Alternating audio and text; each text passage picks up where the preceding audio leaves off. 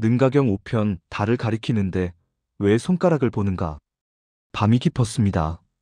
오늘 하루 여러분의 세상은 어떤 소리들로 채워졌었나요? 잠시 눈을 감고 오늘 하루를 되감기해 봅니다. 아침부터 쏟아진 뉴스 앵커의 목소리, 직장 상사의 지시, 친구들과 주고받은 수많은 카카오톡 메시지, 그리고 SNS 타임라인을 가득 채운 화려한 문장들. 우리는 정말 많은 말들을 보고, 듣고, 뱉어내며 하루를 보냈습니다. 그런데 참 이상한 일입니다. 그토록 많은 단어 속에 파묻혀 있었는데, 왜 문득문득 깊은 외로움이 찾아오는 걸까요?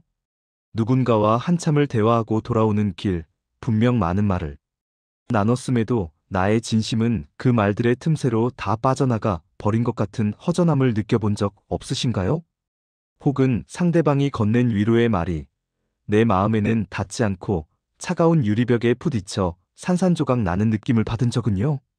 우리는 언어라는 도구를 통해 세상을 완벽하게 이해하고 소통한다고 믿습니다. 사랑한다, 미워한다, 성공했다, 실패했다. 수많은 단어로 내 삶과 타인의 삶에 이름표를 붙입니다. 그리고 그 이름표가 곧 진실이라고 믿어 의심치 않습니다. 하지만 가만히 멈춰서 생각해보면 우리가 겪는 대부분의 오해와 갈등, 그리고 내면의 고통은 침묵 때문이 아니라 바로 그 말에 대한 과도한 믿음에서 시작되곤 합니다. 말이 너무 많아서 정작 마음이 설 자리가 없는 것은 아닐까요? 오늘 우리가 함께 펼쳐볼 능가경의 5번째 페이지는 우리가 맹신하고 있는 이 거대한 언어의 감옥에 대한 이야기입니다. 말이 과연 진실을 담을 수 있을까요? 아니면 말은 진실을 가리는 화려한 가면일까요? 2000년 전 부처님은 이에 대해 인류 지성사의 길이 남을 아름답고도 날카로운 비유를 남기셨습니다. 바로 달을 가리키는 손가락의 이야기입니다. 경전의 세계. 이야기는 다시 거친 파도가 끊임없이 몰아치는 남인도 능가산의 정상에서 시작됩니다. 사방이 바다로 둘러싸인 고립된 산 그곳에서 대예보살은 깊은 고민에 빠져 있습니다. 그는 수많은 경전을 읽고 수많은 교리를 공부한 지성인을 대표합니다. 하지만 머릿속에 지식이 쌓일수록 마음의 불안은 사라지지 않았습니다. 그는 부처님께 나아가 간절하게 묻습니다. 세존이시여, 우리는 언어를 통해 진리를 배웁니다. 그렇다면 그 언어가 곧 진리입니까? 말이 곧 깨달음 그 자체입니까? 대예보살의 질문은 오늘날 우리의 질문과도 같습니다. 우리는 책에서 읽은 지식, 유튜브에서 들은 명언이 곧 내 삶의 지혜가 되었다고 착각하곤 하니까요. 부처님은 대답 대신 칠흑 같은 밤하늘을 올려다보십니다. 그리고 조용히 손을 들어 구름 사이로 드러난 둥근 보름달을 가리키십니다. 제자들의 시선이 부처님의 손끝을 따라갑니다. 부처님은 이렇게 말씀하십니다. 대예여, 어떤 사람이 손가락으로 달을 가리켜 다른 사람에게 보여준다고 하자. 지혜로운 자는 그 손가락을 따라 달을 볼 것이다. 그리고 잠시 침묵하신 뒤 안타까운 목소리로 덧붙이십니다. 그런데 어리석은 자는 달을 보지 않고 달을 가리키는 그 손가락 끝만 뚫어져라 쳐다보고 있구나. 여인이 지지월 피인관지. 사람이 손가락으로 달을 가리키는데 저 사람은 손가락만 보고 있다. 부처님은 명확히 선을 그으십니다. 손가락은 달이 어디 있는지 알려주는 도구, 즉 이정표일 뿐입니다. 손가락 그 자체가 달은 아닙니다. 아무리 손가락이 가늘고 예쁘더라도 혹은 투박하고 거칠더라도 그것은 하늘에 뜬 달의 빛과는 아무런 상관이 없습니다. 우리가 사용하는 언어, 문자, 사상은 진리를 가리키는 손가락일 뿐입니다. 하지만 우리는 너무나 자주 화려한 언변이나 복잡한 교리라는 손가락에 매혹되어 정작 그것이 가리키고자 했던 달, 즉 삶의 생생한 진실을 놓치고 맙니다. 경전은 이를 두고 언설과 진실은 엄연히 다르다고 선언합니다. 말은 그저 실제를 흉내낸 그림자일 뿐이라는 것입니다. 교학적 해석. 그렇다면 왜 우리는 자꾸 달이 아닌 손가락만 보게 되는 걸까요? 왜 말과 실제를 혼동하는 걸까요?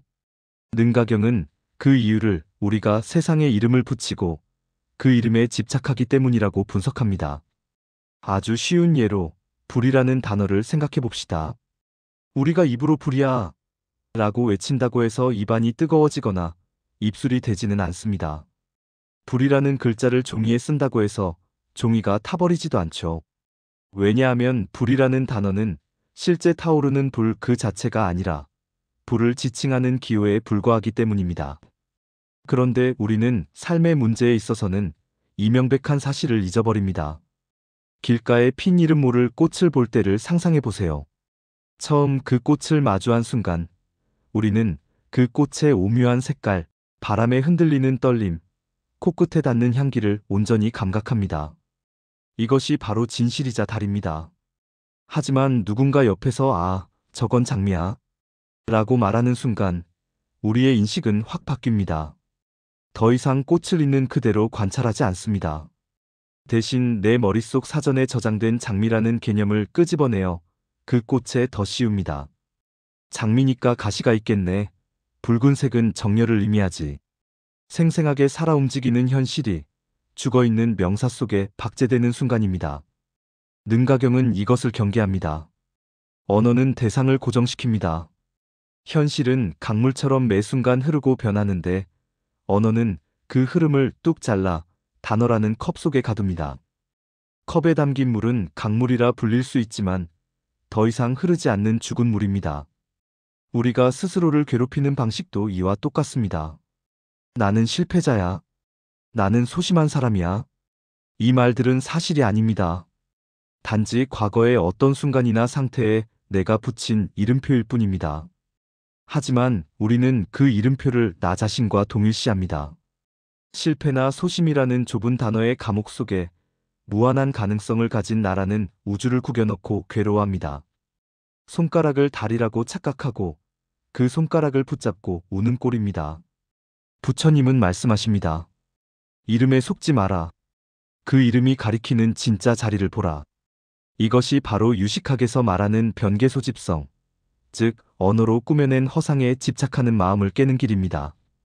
현대적 연결. 이 2000년 전의 심오한 통찰은 놀랍게도 현대 예술과 뇌과학, 심리학에서 가장 세련된 방식으로 재현되고 있습니다.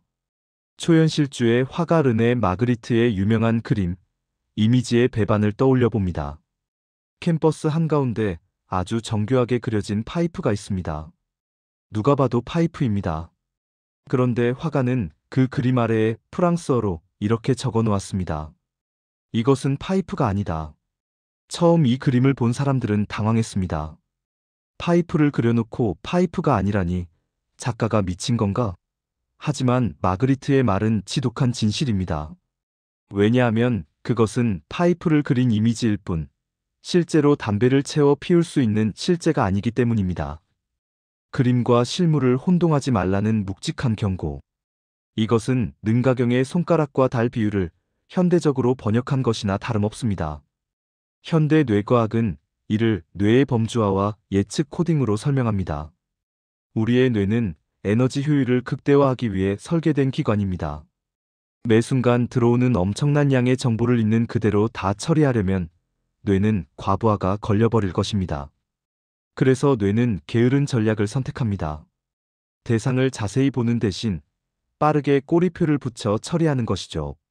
복잡하고 입체적인 한 사람을 만났을 때 뇌는 그 사람을 탐구하는 수고를 피하기 위해 빠르게 분류합니다.